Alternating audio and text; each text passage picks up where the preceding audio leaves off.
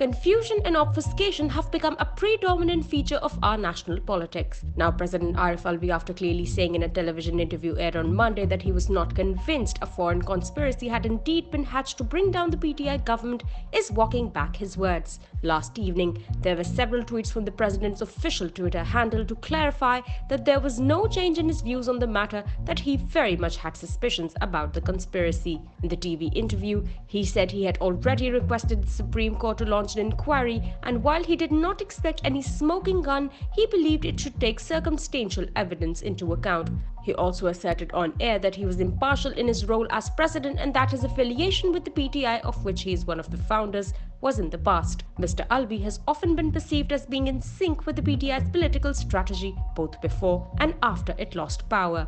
Nevertheless, one cannot disagree with the president's contention that a thorough investigation is needed. It would help clear the murkiness that still surrounds the issue despite two NSC meetings discounting the existence of such a scheme, albeit the first one held during Imran Khan's premiership did denounce the until then unnamed country for blatant interference in the internal affairs of Pakistan. The PTI has continued to relentlessly push the theory even after the leak of two audio clips in which some of its top leaders, including Mr. Khan, appear to be discussing how to play with the contents of the cipher. Alleging that the diplomatic communique contained a threat against his government, the former Prime Minister had written to the President and the Supreme Court Chief Justice to investigate the matter.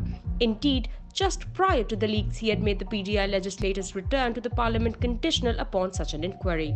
If conducted by a committee acceptable to all, such a probe still has the potential of lowering political temperatures and settling once and for all an issue that has been the cause of turmoil for several months. The government, however, in its zeal to bring down Mr. Khan, has chosen to up the ante further by initiating a high-level inquiry into the Cablegate audio leaks. The Cablegate affair has not been a storm in a teacup. Its ripples have travelled far beyond the domestic front. Our relations with a global power were strained in the process, and the contents of a classified diplomatic communique at least partially disclosed. While realpolitik will likely take care of the first, the second may well have a chilling effect for some time on the wider international community's willingness to communicate candidly with our diplomatic missions abroad.